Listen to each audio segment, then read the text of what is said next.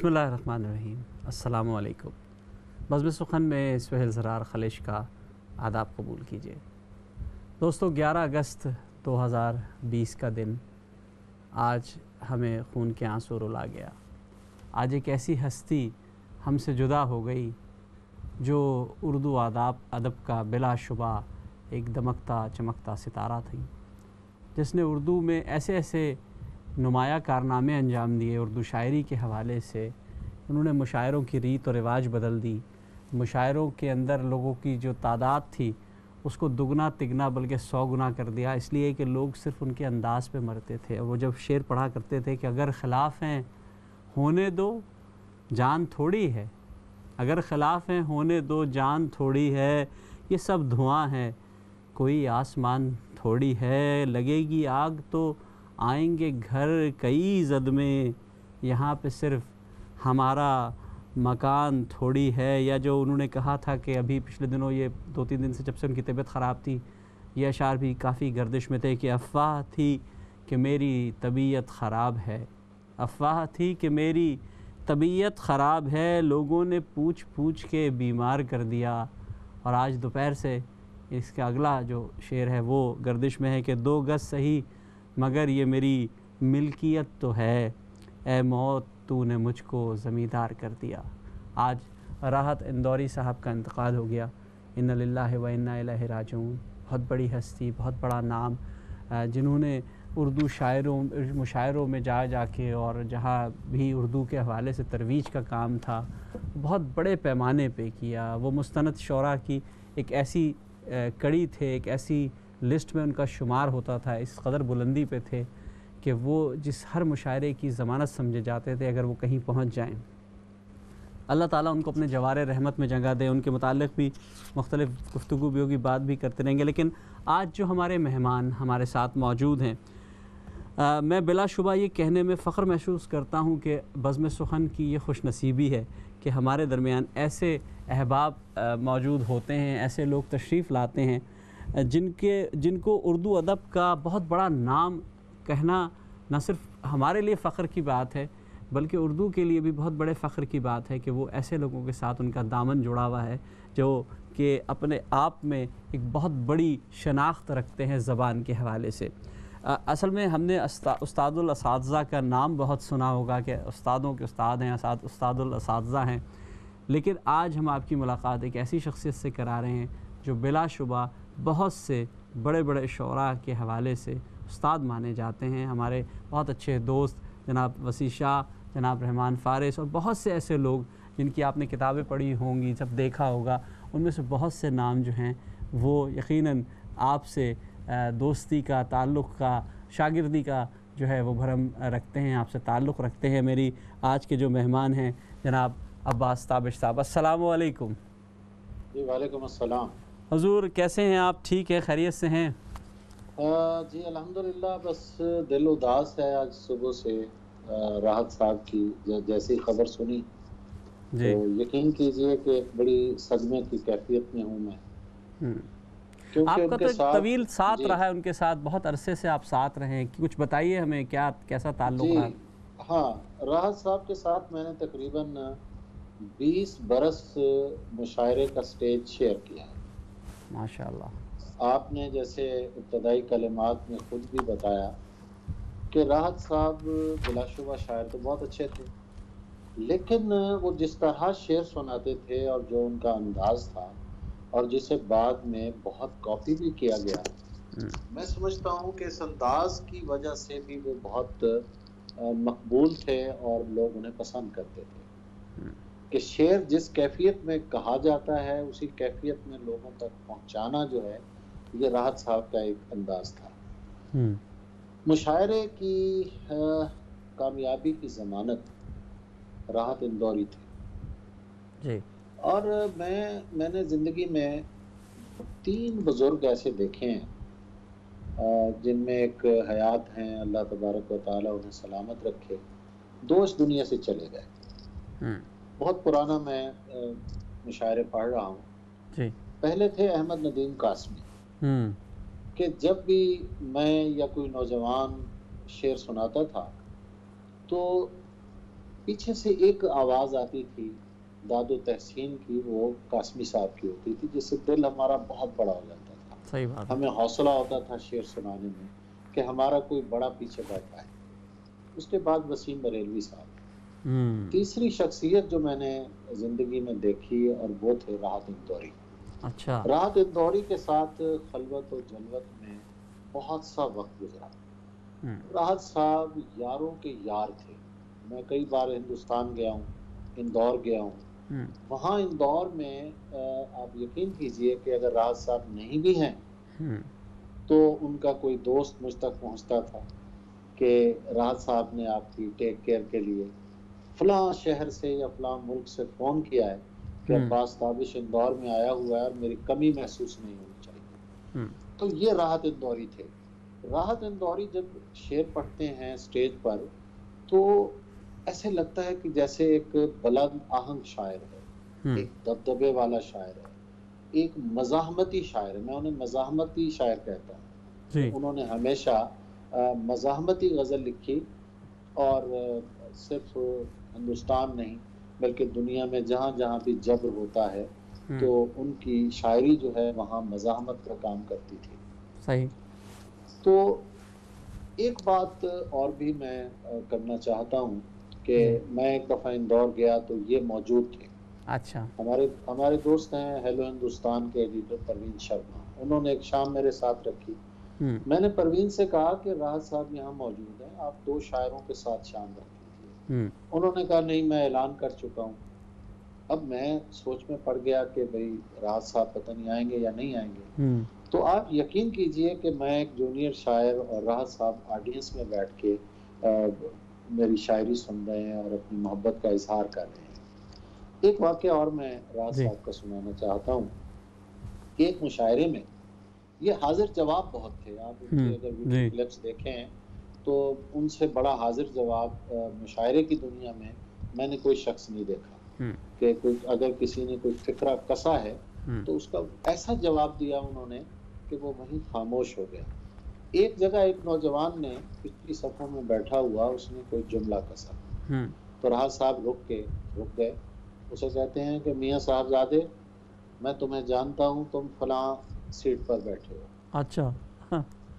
میں تم تک 2 منٹ میں پہنچ سکتا ہوں لیکن تمہیں یہاں تک پہنچنے میں جہاں میں کھڑا شعر سنا رہا ہوں تمہیں 45 برس چاہیے.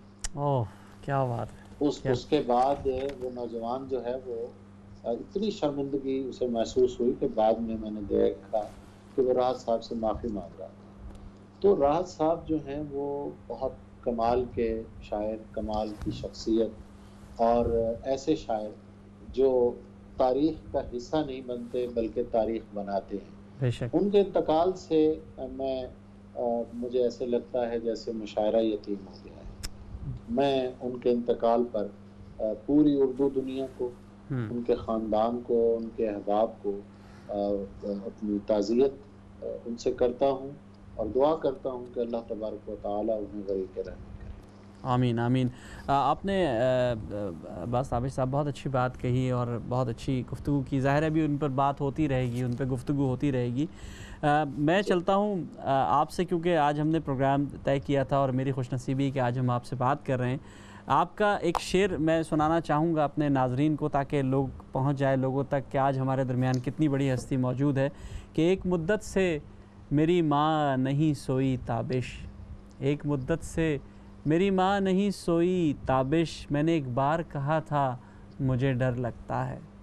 ایسا عباس تابش آج ہمارے ساتھ موجود ہیں، ایسی شخصیت موجود ہے جس نے اتنا خوبصورت شعر کہا کہ ماں پر کہنے والے میرے خیال ہے بہت سے لوگ شعراء بھی کہہ رہے ہوں گے، لیکن ایک جذبے کو انہوں نے قلم بند کیا، لکھا اور آج الحمدللہ وہ ساری دنیا میں جانے مانے جاتے ہیں. عباس بھائی، میں آپ سے جو پوچھنا چاہوں گا، کیونکہ میں آپ کے بہت سے دوستوں کے ساتھ، شاگردوں کے ساتھ، بہت سے احباب کے ساتھ پروگرام کر چکا ہوں، بہت اچھے پروگرام ہوئے ہیں، سب کچھ بڑا مزہ آیا.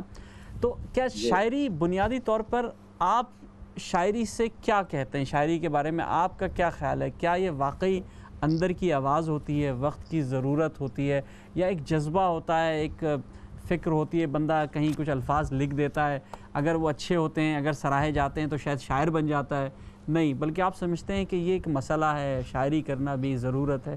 آپ کیا سمجھتے ہیں شاعری کے حوالے سے؟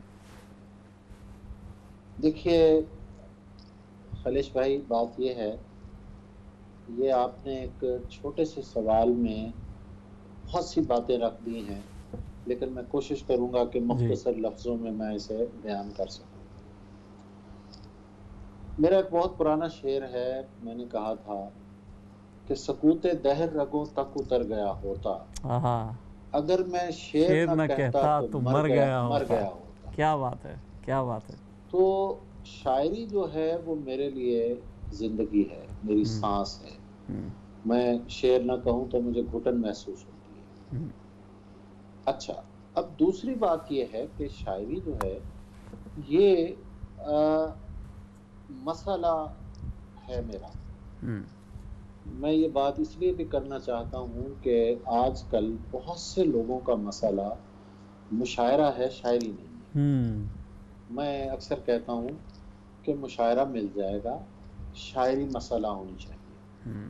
تو شاعری مسئلہ نہیں رہی. جی، جب تک شاعری مسئلہ نہ بنے بات نہیں بنتی. شاعری جو ہے ایک محبوبہ کی طرح ہے.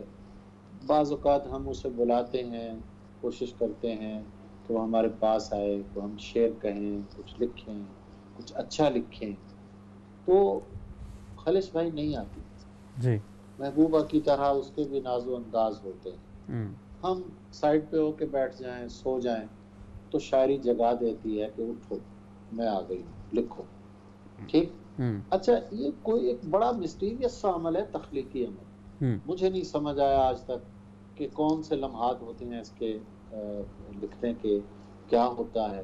لیکن میں ایک نتیجے پہ پہنچا ہوں، اور وہ یہ ہے کہ شاعر جو ہے وہ پیدائشی طور پہ ہوتا ہے، وہ ریاضت کرتا ہے، اور ریاضت کے بعد بھی ضروری نہیں ہے کہ وہ اچھا شعر کہہ سکے. وہ شعر اچھا اسی وقت کہتا ہے جب اس پہ اللہ کا کرم ہوتا ہے. کہ اللہ کا کرم ہو جائے تو شعر ہو جاتی ہے. مجھ سے کسی نے نیو یارک میں پوچھا ایک ٹی وی انٹرویو میں کہ ایک تو اسی شعر کا حوالہ دیا اور 2-3 شعر اور سنائے. کہا کہ بھئی یہ شعر آپ نے لکھے ہیں، پھر کوئی شعر لکھا نہیں ہے. میں نے کہا آپ درست کہہ رہے ہیں. میرے بس میں ہوتا تو میں سارے شعر ہی ایسے لکھتا جو آپ کو پسند آتے. اللہ جب دے دیتا ہے میں لکھ دیتا ہوں. اچھا، ایک اور چیز بھی ہے نا کہ یہ تو ایک فکر اور سوچ کی بات بھی ہوتی ہے. اس کے بعد ہم نے ابھی آپ نے تذکرہ کیا راحت اندوری صاحب کی مزاحمتی شاعری کا، حالات اور وقت کے تقاضے بھی ہوتے ہیں. تو کیا شاعر کو وقت اور حالات کے تقاضوں پر ڈھلنا چاہیے، یا جو اندر سے آواز آ رہی ہے صرف اس پر ہی کام کرنا چاہیے؟ دیکھیے بات یہ ہے کہ ہم سب دیکھ رہے ہوتے ہیں، کھلی آنکھوں سے دیکھتے ہیں. ضروری نہیں ہے کہ آج جو واقعہ ہوا ہے اس پر فوری طور پر کوئی نظم یا کوئی شعر کہا جائے. صحیح، ضروری نہیں ہے. ہو بھی سکتا ہے شعر اسی وقت ہو جائے، اور ہو بھی سکتا ہے 20 سال نہ شعر ہو. بے شک، بے شک. اس کے بعد کہیں وہ جا کے آپ کے لاشعور سے وہ ایک میچور ہو کے وہ بات، وہ آپ کا تجربہ بن کے باہر آتی ہے اور پھر آپ لکھتے ہیں. تو یہ کچھ ضروری نہیں ہے. صحیح. اچھا، حالات جو ہوتے ہیں وہ ظاہر ہے کہ کوئی بھی شاعر جن حالات میں رہتا ہے، اگر وہ ان حالات سے متاثر نہیں ہوتا تو وہ ایسے ہی ہے جیسے کبوتر بلی کے سامنے آنکھیں بند کر لے. تو اس کا کوئی فائدہ نہیں ہے.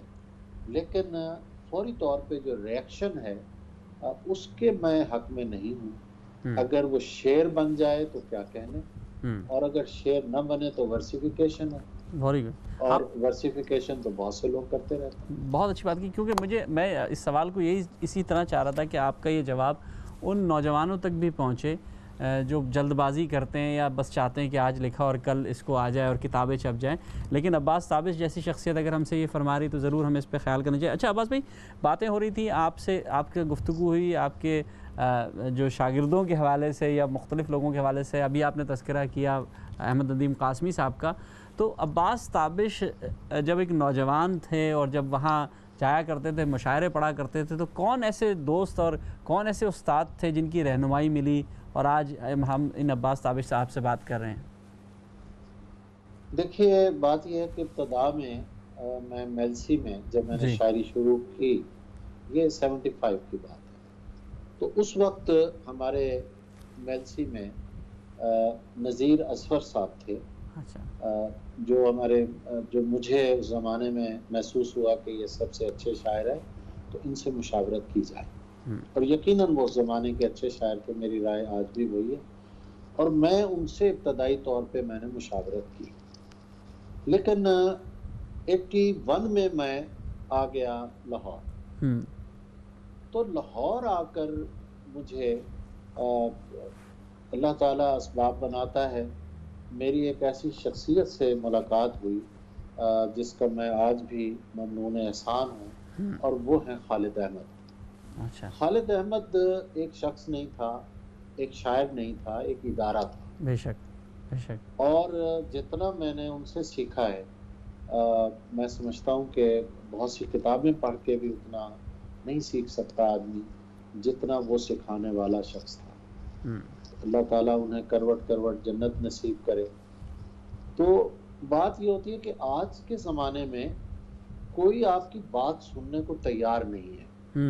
हम लोग तो अल्हम्दुलिल्लाह बड़ों की बातें सुनते थे। फ़नून के दफ्तर में मैं बैठता रहा हूँ कोई तकरीबन 24 बरस। अहमद नदीम कासमी थे वहाँ, अख्तर हुसैन जाफरी थे वहाँ, सैयद मोहम्मद काजिम थे, रशीद मलिक थे, खालिद अहमद थे, सब बड़े बड़े नाम माशाल्लाह। सही बात है। जी हाँ। तो इन लोगों की गुफ्तगू से हमने बहुत सीखा है। ये जो एक मजलिसी गुफ्तगू होती थी, मैं समझता हूँ कि उससे बहुत सीखा है। लेकिन आज सोशल मीडिया ने जितना हमें आम कर दिया है, उतना हमें तन्हा भी कर दिया है। वाह, अच्छी बात कही जी। हम खुश हो जाते हैं कि रात को देखते हैं कि गज़ल पे कितने कमेंट्स आ गए। पता चलता है कि जी 1000 कमेंट्स आ गए, ठीक है।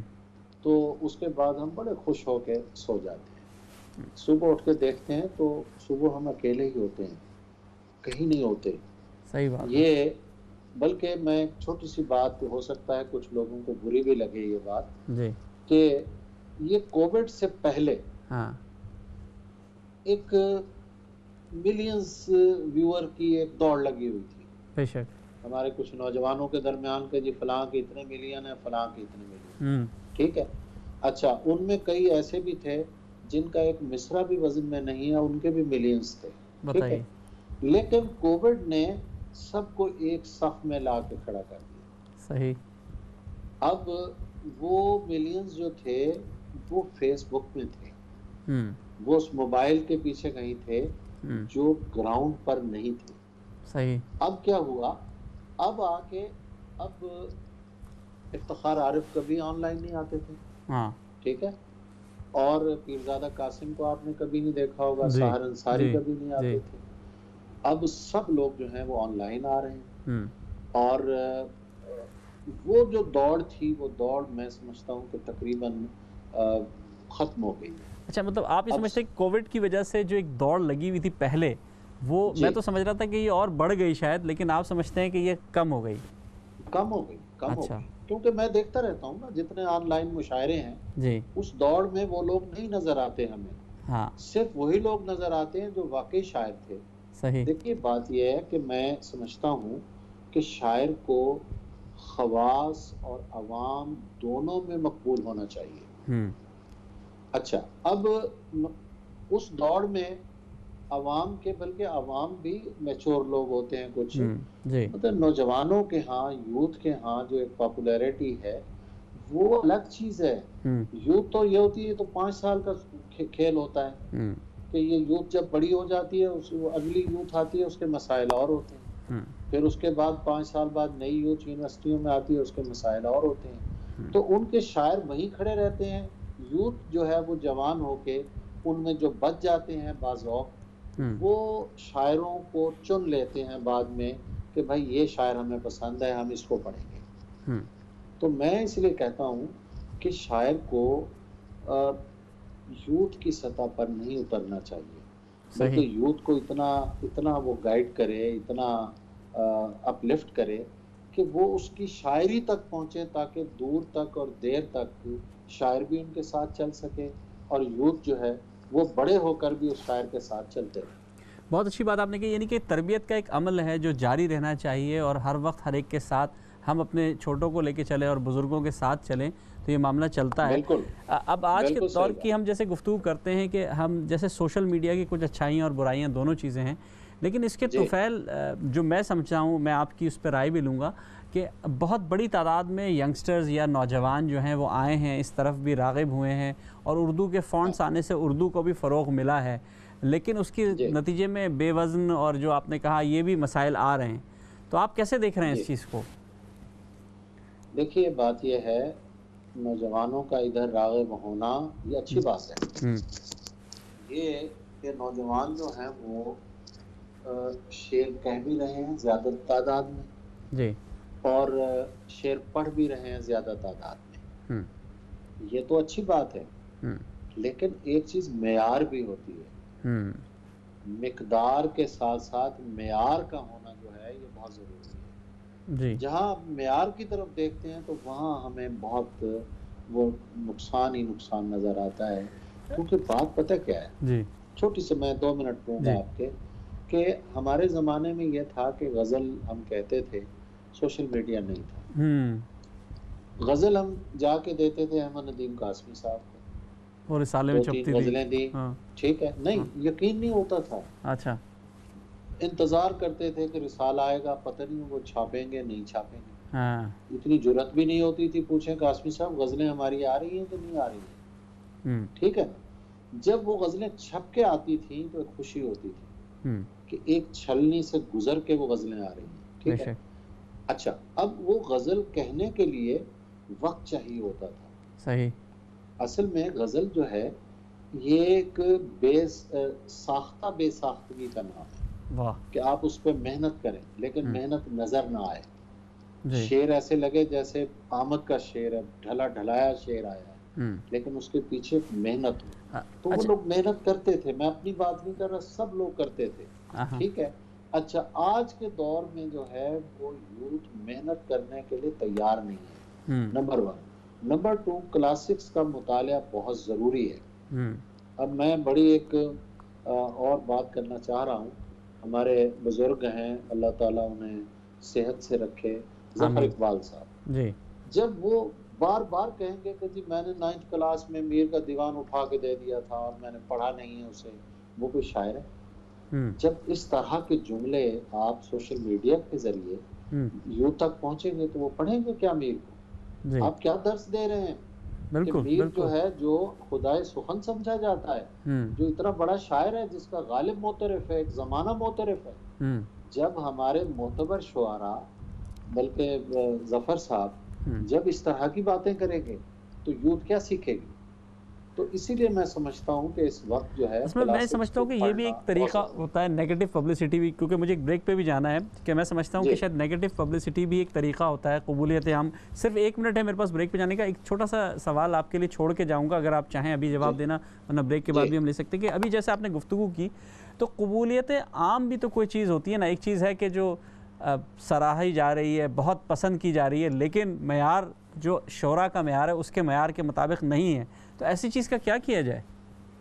دیکھیے بات یہ ہے، شہرت اور چیز ہے، عزت اور چیز ہے۔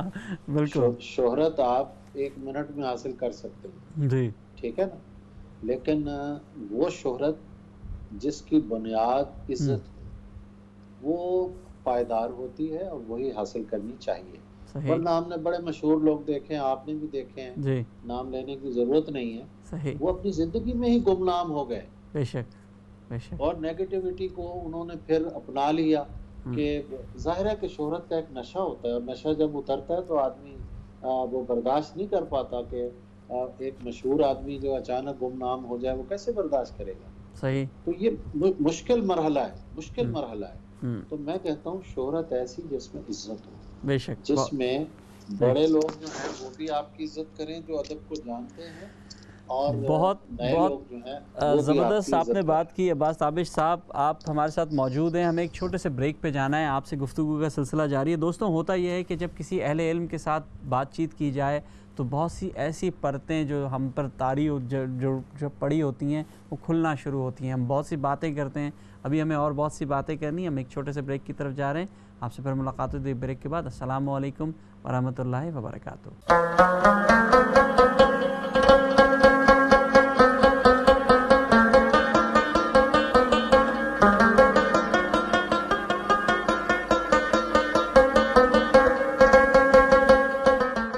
بہت بہت شکریہ ناظرین، وقفے کے بعد ہمیں دوبارہ جوائن کرنے کے لیے۔ ہمارے درمیان عباس تابش صاحب موجود ہیں، آپ نے اردو میں ماسٹرز کیا ہے، آپ گورنمنٹ کالج گلبرگ میں جو ہیں اردو کے پروفیسر بھی ہیں، اس کے ہیڈ آف دا ڈپارٹمنٹ بھی ہیں۔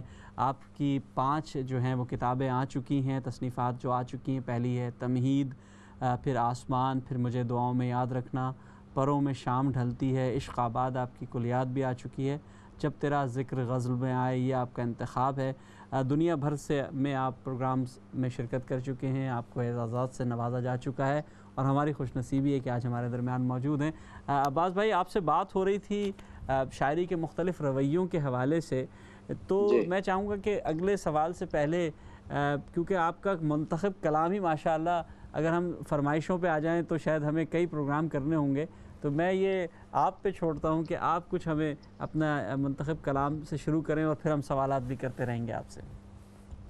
جی، میں ایک غزل پیش کر دیتا ہوں۔ جی ارشاد۔ یہ غزل مجھے آج اس لیے بھی بہت یاد آ رہی ہے کہ انڈین ایکٹر عرفان خان کا جب انتقال ہوا جی تو راحت اندوری صاحب نے میری اس غزل کا ایک شعر جو ہے وہ اپنے اسٹیٹس پہ لگایا، اچھا، تو وہ میں شعر بیچ میں آئے گا تو وہ بھی میں آپ کو ارشاد۔ مینشن کروں گا، تو میں یہ راحت اندوری کو ہی ڈیڈیکیٹ کر رہا ہوں یہ غزل۔ بے شک۔ دشت میں پیاس بجھاتے ہوئے مر جاتے ہیں، ہاں ہاں ہاں، دشت میں دشت پیاس، میں پیاس بجھاتے ہوئے مر جاتے ہیں، واہ، ہم پرندے کہیں جاتے ہوئے مر جاتے ہیں، ہاں ہاں ہاں، کس طرح لوگ چلے جاتے ہیں اٹھ کر چپ چاپ، واہ کس طرح لوگ چلے جاتے ہیں اٹھ کر چپ چاپ، واہ، ہم تو یہ دھیان میں لاتے ہوئے مر ہاں جاتے ہاں ہیں، ہاں ہاں ہاں، کیا بات ہے، کیا کہنے۔ کس طرح لوگ چلے جاتے ہیں اٹھ کر چپ چاپ، ہم تو یہ دھیان میں لاتے ہوئے مر جاتے ہیں، واہ گھر پہنچتا ہے کوئی اور ہمارے جیسا، واہ، گھر پہنچتا ہے کوئی اور ہمارے ہمارے جیسا، جیسا، ہم تیرے شہر سے جاتے ہوئے مر جاتے ہاں ہیں، ہاں ہاں، واہ واہ، کیا کہنے، کیا کہنے، ہم تیرے شہر سے جاتے ہوئے مر جاتے ہیں، واہ، ہم ہیں سوکھے ہوئے تالاب پہ بیٹھے ہوئے ہنس، واہ، ہم ہیں سوکھے ہوئے تالاب پہ بیٹھے ہوئے ہنس، جو تعلق کو نبھاتے ہوئے مر جاتے ہاں ہیں، ہاں ہاں، واہ واہ واہ، کیا کہنے، ہم واہ ہیں سوکھے ہوئے تالاب واہ پہ واہ بیٹھے ہوئے ہنس، واہ جو تعلق کو نبھاتے ہوئے مر جاتے ہیں۔ واہ، اور یہ وہ شعر ہے جو جی راحت صاحب نے لگایا کہ یہ محبت کی کہانی نہیں مرتی لیکن، واہ، یہ محبت یہ کی کہانی محبت کی کہانی نہیں نہیں مرتی مرتی لیکن، لیکن، لوگ کردار نبھاتے ہوئے مر جاتے ہاں ہیں، ہاں ہاں، واہ واہ واہ، کیا کہنے سر، کیا مکمل شعر ہے، پھر یہ پڑھیے گا سر۔ محبت کی کہانی نہیں مرتی لیکن، واہ، لوگ کردار نبھاتے ہوئے مر جاتے ہیں، کیا بات ہے، واہ ان کے بھی قتل کا الزام ہمارے سر ہے، واہ، ان کے بھی قتل کا الزام ہمارے سر ہے، جو ہمیں زہر پلاتے ہوئے مر جاتے ہیں، واہ واہ واہ واہ، کیا کہنے سر، واہ واہ واہ، ان کے بھی قتل کا الزام الزام ہمارے سر ہے، جو ہمیں زہر پلاتے ہوئے مر جاتے ہیں، واہ، کیا ہم بات، ہیں وہ ٹوٹی ہوئی کشتیوں والے تابش، آہا، ہم ہیں وہ ٹوٹی ہوئی کشتیوں والے تابش، جو کناروں کو ملاتے ہوئے مر جاتے آہا ہیں، ہاں ہاں، واہ واہ واہ، کیا مقطع ہے سر، واہ جو کناروں کو ملاتے ہوئے مر جاتے ہیں، واہ، کیا کہنے، دشت میں پیاس بجھاتے ہوئے مر مر جاتے جاتے ہیں، ہیں، ہم پرندے کہیں جاتے ہوئے مر جاتے. کیا بات ہے سر. جی جی جناب. بہت خوب سر، زبردست، ماشاءاللہ. آپ بہت کا شکریہ. کلام تو ظاہر ہے ہمارے لیے ایک بہت بڑی اس وقت ہمارے لیے تحفہ ہے جو ہم سن بھی رہے ہیں. سوال بھی ہم بیچ بیچ میں کرتے رہیں گے. سر ہم یہ جی دیکھتے ہیں عموماً ہندوستان میں جو شاعری کا رواج ہے وہ بہت زیادہ ہے، بہت بڑے بڑے مشاعرے ہوتے ہیں، بہت زیادہ عوام وہاں آتی ہے اور وہاں ترنم سے پڑھنے کا ایک بہت بڑا رواج ہے. لیکن ہم نے دیکھا کہ راحت اندوری اور ان جیسے بہت سے لوگ نے مزاج بدلا اس کا جو خاص کر ترنم سے پڑھنے کا تھا. حالانکہ اس کے برعکس پاکستان میں ہم دیکھیں تو ہمارے یہاں واقعی شاعری ہو رہی ہے اور شاعری جو ہے وہ اپنے ایک بہت بڑے معیار پہ ہو رہی ہے اور ترنم نہیں ہے. تو آپ سمجھتے ہیں کہ جی لب و لہجہ اور انداز اور ادائیگی بہت اہم ہوتی ہے کیا؟ دیکھیے بات یہ ہے کہ مشاعرہ جو ہے جی کوئی مانے یا نہ مانے، جی ٹھیک ہے، میں اس نتیجے پہ پہنچا ہوں کہ اچھی شاعری تو خدا کی دین ہے، بے شک. لیکن ایک پرفارمنگ آرٹ بہرحال بن چکا ہے مشاعرہ، بے اس میں شک کوئی بے شک شک. نہیں. اچھا، اب اس میں بعض لوگ ہیں وہ صرف پرفارمر ہیں، شاعر نہیں ہیں. اگر کوئی شاعر پرفارمر ہو تو اس میں کیا مذائقہ ہے؟ مثلا میں سمجھتا ہوں کہ ہندوستانی جو غزل ہے، جی ویسے تو غزل کو میں خانوں میں نہیں بانٹتا، جی لیکن ہندوستانی مزاج کی غزل جو ہے اس کا میرے نزدیک جو سب سے بڑا شاعر ہے وہ راحت اندوری ہے. بے شک. راحت اندوری جو ہے وہ غزل میں اس نے کبھی پاکستان کی طرف نہیں دیکھا، ورنہ وہاں کے بڑے بڑے شاعر جو ہیں انہوں نے ہمیشہ انسپیریشن جو ہے وہ پاکستان پاکستانی سے لی ہے. غزل سے لی ہے. جی اس پر بھی کبھی آپ چاہیں گے تو ایک پروگرام کر لیں گے بے شک. کہ کہاں کہاں سے باتیں جو ہیں وہ چلتی ہوئی کہاں جاتی ہیں، ٹھیک ہے نا. جی تو راحت اندوری جو ہے وہ ایسا شاعر تھا جو راحت اندوری سے ہی متاثر تھا، ہاں اور اس کا اپنا انداز تھا اور کیا اپنا بات ہے. پڑھنے کا سٹائل تھا. ہاں لہٰذا پرفارمنگ آرٹ جو ہے اس میں اگر کوئی پرفارمر ہے اور شاعر اچھا ہے. ہوں اچھا، ترنم کے حوالے سے بھی میرا یہی رویہ ہے. ہم یکسر ترنم کو بھی رد نہیں کرنا چاہیے، صحیح. کیونکہ مشاعرے کی تاریخ میں ہوں جگر مراد آبادی جیسا بے ترنم، شک کمار بارہ بنکوی کا ترنم، ٹھیک بے ہے، شک بے پھر شک اس کے بعد آپ دیکھیے ہمارے ڈاکٹر پیرزادہ قاسم کا بے شک. ترنم، حبیب جالب کا ترنم، مظفر وارثی صاحب کا ترنم. یہ کتنے بڑے شاعر ہیں. بے شک. اگر یہ ترنم سے پڑھتے ہیں تو یہ تو اللہ نے ایک اضافی خوبی ہم نے پیدا کر دی ہے. جی تو میں سمجھتا ہوں کہ یہ بڑی بات ہے اور اسے اس طرح مطلب طنز کا نہیں، نشانہ آپ نے نہیں بہت بنانا اچھی بات چاہیے. کہی اور یہ سمجھنے کے لیے ہم نے سوال ریز بھی کیا تھا کہ عموماً لوگ جی سمجھتے ہیں کہ، لیکن آپ نے بہت اچھا وضاحت کی کہ آج کے دور کا مشاعرہ جو ہے وہ پرفارمنگ آرٹ کا حصہ بن گیا ہے اور وہ ضروری ہو گیا ہے جی کہ اگر وہ کر رہا ہے تو بالکل. اس پہ چلتے ہیں. سر اس پہ تو بات چیت ہوتی رہے گی. میں چاہوں گا کہ گاہے بگائے اگر کلام کا کچھ حصہ بھی آتا رہے، کچھ منتخب جی کلام بھی آتا رہے تو ہم ہمارے ناظرین بھی ایک محظوظ غزل ہوتے رہیں. جی ایک غزل میں پیش جی کر دیتا ارشاد. ہوں. کوئی ٹکرا کے سبک سر بھی تو ہو سکتا ہے، واہ. کوئی ٹکرا کے سبک سبک سر بھی تو ہو سکتا ہے، میری تعمیر میں پتھر بھی تو ہو ہاں سکتا ہاں ہاں ہاں ہے. کیا کہنے ہیں. واہ واہ. کوئی ٹکرا کے سبک سر بھی تو ہو سکتا ہے، میری تعمیر میری میں تعمیر میں پتھر بھی تو ہو سکتا ہے. واہ کیوں نہ اے شخص تجھے ہاتھ لگا کر دیکھوں، واہ. کیوں نہ اے شخص تجھے ہاتھ لگا کر دیکھوں، ہوں تو میرے وہم سے بڑھ کر بھی تو ہو سکتا ہے. واہ واہ واہ یہ جو ہے پھول ہتھیلی پہ اسے پھول نہ جان، واہ. یہ جو ہے پھول ہتھیلی پہ اسے پھول نہ جان، میرا دل جسم سے باہر بھی تو ہو سکتا ہے. کیا بات ہے. کیا کہنے. یہ جو ہے پھول ہتھیلی پہ اسے پھول نہ جان، میرا دل جسم سے باہر بھی تو ہو سکتا ہے. واہ کیا واہ ضروری ہے کہ ہم ہار کے جیتیں تابش، واہ. کیا ضروری ہے کہ ہم ہار کے جیتیں جیتے تابش، تابش. عشق کا کھیل برابر بھی تو ہو ہاں سکتا ہاں ہے. ہاں. عشق کا کھیل برابر بھی تو ہو سکتا ہے. واہ. جی جناب. کیا بات ہے سر. سر اصل میں اب تھوڑے سے ہم جو مختلف حوالوں سے اس پہ ڈسکس کر رہے ہیں چیزوں پہ، ہم دیکھتے ہیں جی کہ کچھ شعراء جو ہیں وہ اپنے لیے اپنے رجحانات طے کر لیتے ہیں. مطلب اب میں رومانوی جی شاعری کروں گا، میں مزاحمتی شاعری کروں گا، میں جذباتی شاعری کروں گا، میں صرف نظم لکھوں گا، میں غزل لکھوں گا، میں آزاد شاعری کروں گا. تو کیا پہلے تو میں آپ سے پوچھنا چاہوں گا کہ آپ کا کوئی اس طرح کا کوئی رجحان ہے خالص، یا آپ کا کوئی نہیں ہے اس طرح رجحان، اور آپ کیا سمجھتے ہیں کیا اس طرح کا ادب میں رجحان ہونا چاہیے؟ جی دیکھیے، بات یہ ہے کہ بہت سے شاعر ہیں جو اس عمر میں بھی، یعنی میں سمجھتا ہوں کہ 50 سال کی عمر ہو گئی، جی 60 کی ہو گئی، یا انہیں لکھتے ہوئے کوئی 30-40 سال ہو گئے، کئی شاعر ایسے ہیں جو آج تک طے نہیں کر سکے کہ انہوں نے کیسی شاعری کرنی ہے۔ میں سمجھتا ہوں کہ غزل ایک ایسی چیز ہے جس میں کم از کم 20-25 سال کی ریاضت کے بعد یہ طے ہوتا ہے کہ اس شاعر کا کیا لہجہ ہے اور اس نے کس طرح کی شاعری کرنی ہے۔ مطلب ہمارے کئی شاعر ہیں، تو پہلا مجموعہ کسی کے زیر اثر ہے، دوسرا کسی کے ہے، تیسرا کسی کے ہے، اور وہ معروف شاعر بھی ہیں، تو طے کرنا پڑتا ہے بھائی۔ لیکن شاعر کو موضوعاتی سطح پر متنوع ہونا چاہیے۔ اب بعض شاعر ہیں صاحب اسلوب ہوتے ہیں، ان کے اسلوب میں مزاحمت فٹ نہیں ہوتی۔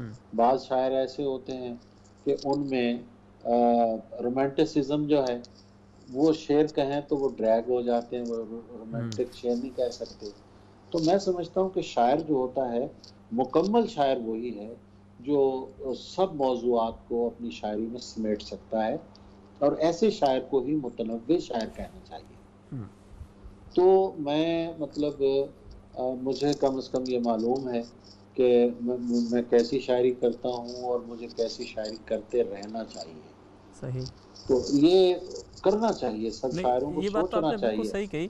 اصل میں ہوتا یہ کہ ہمیں ذہنی طور پہ یہ سوال اس لیے بھی پوچھا گیا کہ ایک اور ہمارے یہاں جو بہت ایشو ہے ادبی دنیا کے اندر، اچھا ہے یا برا ہے مجھے اس کی سمجھ نہیں ہے، کہ ہم پی آر کے شاعر ہو گئے ہیں، پیار کے نہیں ہیں، پی آر کے شاعر ہو گئے ہیں، ایک دوسرے کو پی آر کے ذریعے ہم آگے بڑھا رہے ہیں یا بڑھ رہے ہیں، اور ادبی جو گروہ بندی ہے وہ دیکھیے بات یہ ہے، میں ایک بڑی عجیب و غریب بات کروں آپ کو۔ جی پی آر کیا ہوتی ہے؟ پبلک ریلیشن، جی ٹھیک ہے۔ اچھا، میں شعر کہتا ہوں یا ہمارا خوبصورت شاعر رحمان فارس شعر کہتا ہے، جی تو وہ شعر کہہ کے اگر پبلک تک پہنچتا ہے، شعر کے ذریعے پی آر ہی کر رہا ہے نا، کیا کر رہا ہے؟ یہی پبلک ریلیشننگ ہے نا۔ جی اچھا، پھر میں دوسری بات کرتا ہوں کہ شاعروں کے عموماً رویے اچھے نہیں ہوتے۔ بہت سے آپ مشاعرے کرواتے رہتے ہیں، جی مشاعرے کے پہلے شاعر کچھ اور ہوتا ہے، مشاعرے کے بعد شاعر کا رویہ کچھ اور ہوتا آرگنائزر سے اور ہوتا ہے، ہے، بالکل ٹھیک ہے۔ بالکل بالکل۔ اچھا، اب ایک شاعر ہے جس کی شخصیت اور شاعری جو ہے وہ ایک جیسی ہے، محبت کرنے والا ہے، تو وہ یقیناً بھائی آپ کے دل میں ٹھہر جائے گا، آپ بار بار اسے بلائیں گے۔ تو اس میں پی آر تو کوئی نہیں ہے۔ پھر ایک شاعر جو ہے اپنے گرد اگر ایک بہت بڑا حلقہ جمع کر لیتا ہے، تو جس کے گرد نہیں ہے وہ کہے گا یار اس کی پی آر بڑی ہے۔ بھائی وہ پی آر نہیں، وہ پیار ہے، آپ کی زبان میں وہ پیار ہے۔ تو پیار جو ہے وہ حلقہ بنا دیتا ہے، ٹھیک ہے نا۔ تو پی آر کا مطلب ہے اخلاق سے پیش آنا۔ اگر کسی کے پاس اخلاق نہیں ہے یا اس کی شاعری میں اتنا دم نہیں ہے کہ وہ لوگوں تک پہنچ سکے، تو وہ ظاہر ہے اسی طرح کی باتیں کرے گا۔ میں ایک بات اور کرتا ہوتا ہوں کہ ہم لوگ اپنی شکست پہ، ناکامی پہ یہ نہیں سوچتے کہ اس کا سبب کیا ہے، بلکہ ہم اپنی شکست کو جسٹیفائی کرنے کی کوشش کرتے ہیں بے شک، کہ بہت میں اچھی اس بات لیے کہی۔ گمنام رہ گیا کہ لوگوں نے میری ٹانگیں لیگ پولنگ کی اور مجھے آگے نہیں آنے دیا، میں غریب تھا اس لیے آگے نہیں آیا۔ بھائی شاعری میں نہ غربت نہ نہیں بالکل کچھ بھی کچھ نہیں ہوتی، بالکل شعر میں طاقت ہو تو کوئی روک سکتا ہے کسی بے کو؟ شک، بالکل نہیں۔ میں آپ کو بتاؤں کہ جس زمانے میں میں اپنی تعریف نہیں کر رہا، مجھے اچھا نہیں لگتا، ایک صاحب ہوتے تھے یہاں لاہور میں، بڑے معروف شاعر تھے، مجھے انہوں نے کہا میری زندگی میں تو لاہور کی سرحد کراس نہیں کر سکتا، اچھا، ٹھیک ہے۔ اور الحمدللہ اسی شاعر کی زندگی میں ہم نے پوری دنیا میں مشاعرے پڑھے۔ तो कोई लड़ाई नहीं लड़ी। हाँ। सीनियर थे, सीनियर का एहतराम करना चाहिए। हम्म। बाज़ लोग रास्ता देने वाले होते हैं, बाज़ रास्ता रोकने वाले होते हैं। रास्ता देने वाले जो होते हैं वो याद रह जाते हैं। मैं ये कहता हूँ कि जो आपसे रास्ता मांग रहा हो उसे रास्ता दे दें। सही। बहुत दूर जाके सोचेगा यार एक बाबा था जिसने हमें रास्ता दिया था, ठीक कभी है। तो याद आएगी, सही बात है। अगर हम रास्ता नहीं देंगे वो हमें रौंद के चला जाएगा। भाई जिसने आगे जाना है उसने आगे जाना ही जाना है। तो रास्ता देना चाहिए, लोगों को लेके चलना चाहिए। तो मैं तो भाई इसे नहीं, आपने बहुत अच्छी बात कही है आपने, क्योंकि मैं खुद यही सवाल मेरे जहन में था, क्योंकि मैंने ये चीज़ देखी आपकी शायरी के अंदर भी और आपकी शख्सियत के अंदर भी मुख्तलिफ ये जो जौहर नज़र आ रहे हैं। अच्छा, इसी को सवाल को एक और चीज़ से जोड़ते हैं कि हमारे यहाँ एक पुराने दौर में एक वो होते थे जो अदबी गुलिस्तान हुआ करते थे, दबिस्तान हुआ करते थे, दिल्ली का, लखनऊ का, लाहौर का। अब हम लाहौर, कराची और इस तरह की, इसमें भी आपस में काफ़ी जो है वो एक तरह से लड़ाई तो मैं नहीं कहूँगा, लेकिन बहुत उछाड़ पछाड़ होती रहती है, एक दूसरे के ख़िलाफ़ बातें हो रही हैं। आप क्या समझते हैं, ये भी कोई अदबी रवैया बन गया है? ये क्या है ये चीज़, मतलब ये क्यों होना चाहिए? अदब को तो फ़रोग़ देना चाहिए। बात ये है, पहले दबिस्तान का मफ़हूम और होता था। मसलन एक शहर है, उसका मिजाज होता है, वहाँ के लोगों का मिजाज है। और फिर शायरी जो होती है, ख़ुसूसन ग़ज़ल की सोशल एक्टिविटी होती है जी। तो लोगों की शायरी के कुछ एलिमेंट्स आपस में मिलते हैं, जिसकी बुनियाद पर हम कहते हैं कि ये दबिस्तान लखनऊ है, ये दबिस्तान लाहौर है, ये दबिस्तान दिल्ली है, ठीक है ना। अच्छा, ये उस ज़माने की बात है जब सोशल मीडिया नहीं था। बेशक। अब भाई बात ये है कि किसी शहर को हम दबिस्तान नहीं कह सकते, क्योंकि ग्लोबल एक विलेज बन गई है दुनिया। अब एक किसी गांव में बैठा हुआ लड़का है, उसे पता है कि भाई लाहौर में अब्बास ताबिश क्या लिख रहा है, शकील जाजिब क्या लिख रहा है, रहमान फारिस क्या लिख रहा है, शौकत फहमी क्या लिख रहा है, ज़फ़र इकबाल साहब क्या लिख रहे हैं, या मुझे पता है इस वक्त हिंदुस्तान में कौन कौन से नौजवान शायरी कर रहे हैं, ठीक है, कराची का क्या मिजाज है। तो ये सारी चीज़ें जो होती है, एक इंटरेक्शन जो है, ये एक पॉजिटिव पहलू है। अगर दबिस्तान है तो पूरी दुनिया दबिस्तान है, एक दबिस्तान है। सही। बाकी एक आप असल में कहना चाह रहे हैं गिरोहबंदी। अच्छा, गिरोहबंदी जो है वो भी दूर बैठे हुए लोगों को गिरोह लगता है। चार लोग आपस में मोहब्बत करते हैं और उनका मिजाज मिलता है, दूर बैठा हुआ आदमी कहेगा इसने गिरोह बनाया हुआ है। भाई ये बड़ा अलमिया है हमारे यहाँ का, यही हो गया है जी, बिल्कुल यही अलमिया है। हाँ, तो ये नहीं समझना चाहिए। और गिरोह जो होता है उसमें एक मुसाबकत का जज्बा होना चाहिए। वो नहीं होना चाहिए जैसे हमारी तारीख में भी ऐसे ऐसे गिरोह गुजरे हैं कि जैसे इंशाउल्लाह खान इंशा के शागिर्द मसफ़ी के खिलाफ, मसफ़ी के शागिर्द इंशा के खिलाफ जुलूस निकालते थे। बेशक, ठीक है ना। जैसे यगाना को के साथ जो सलूक किया गया, तो ये गिरोहबंदी ठीक नहीं होती। ज़ातियात पे आज भी बहुत लोग उतरते हैं कि कोई बंदा कहीं पहुंच जाए तो दूसरा कहता है कि जनाब ये तो क्लर्क था, आज वहां पहुंच गया। भाई मेहनत करके पहुंच गया, आप भी पहुंच जाओ। मतलब ये पीआर से पहुंच गया, आप भी पहुंच जाएं भाई। आपकी बात से मैंने जो नुक्ता निकाला वो ये है कि अगर कोई शख्स मेहनत कर रहा है और वो पहुंच रहा है, तो अगर किसी का शेर ग्लोबली, आज की दुनिया में जो ग्लोबल विलेज बन गए हैं, वो शेर खुद ही सफ़र कर रहा है। मैं खुद यहाँ लंदन बैठा होता हूँ और मैं कई ऐसे शौरा देखे जिनका शेर मुझ तक पहुँचा और मैं शायर तक बाद में पहुँचा। पहले मैं शेर तक मुझ तक पहुँचा और फिर मैं ढूंढता वो शायर तक पहुँचा। बिल्कुल, शेर को कोई नहीं रोक सकता। देखिए, शेर अच्छा कोई भी कह दे।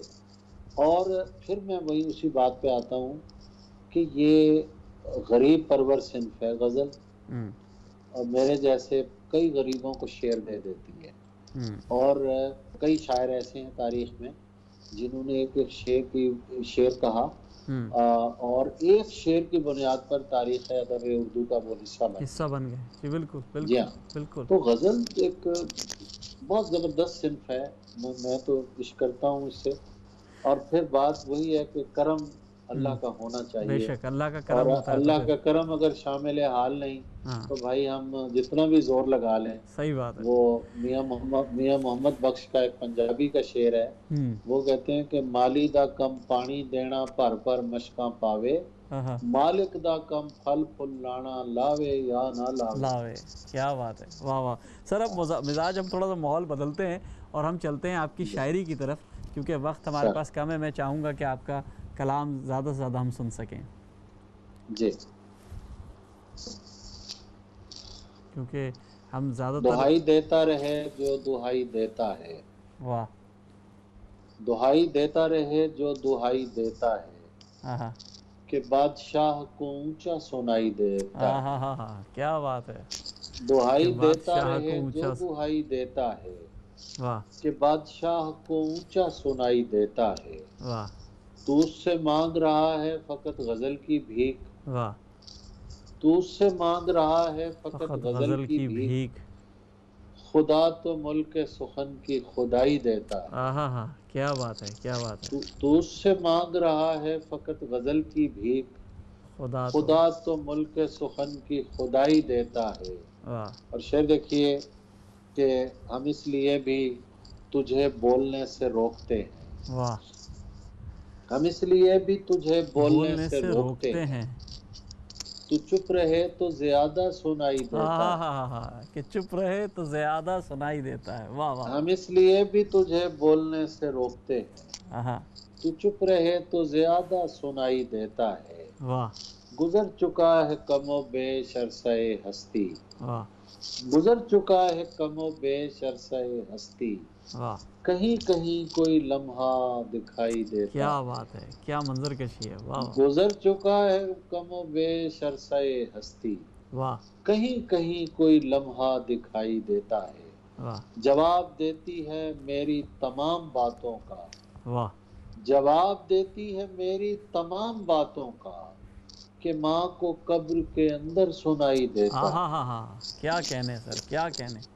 جواب دیتی ہے میری تمام باتوں کا، واہ کہ ماں کو قبر کے اندر سنائی دیتا ہے، ہاں میرے اعصاب معطل نہیں ہونے دیں گے، واہ میرے اعصاب معطل نہیں ہونے دیں گے، یہ پرندے مجھے پاگل نہیں ہونے دیں گے، کیا بات ہے. واہ واہ یہ پرندے مجھے مجھے پاگل پاگل نہیں ہونے ہونے دیں دیں گے. گے، واہ تو خدا ہونے کی کوشش تو کرے گا لیکن، واہ تو ہونے خدا کی ہونے کی کوشش تو کرے کرے گا گا لیکن، لیکن.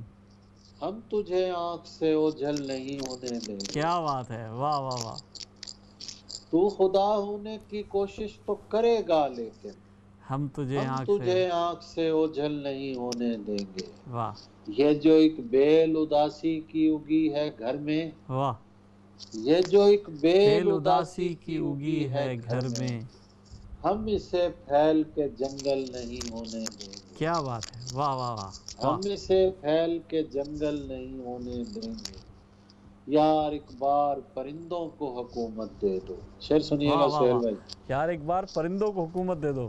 یار ایک بار پرندوں کو حکومت دے دو، یہ کسی شہر کو مقتل نہیں ہونے ہاں دیں ہاں گے، ہاں کیا بات ہے، کتنی گہری بات کہی ہے سر. پھر پڑھیے گا. واہ یار واہ ایک بار پرندوں کو حکومت دے دو، یہ کسی شہر کو مقتل نہیں ہونے. مقتل نہیں ہونے دیں گے، اور یہ جو چہرے ہیں یہاں چاند سے چہرے تابش، واہ یہ جو چہرے ہیں یہاں چاند سے چہرے تابش، یہ میرا عشق مکمل نہیں ہونے ہاں دیں ہاں گے۔ ہاں واہ واہ واہ کیا کہنے، کیا کہنے.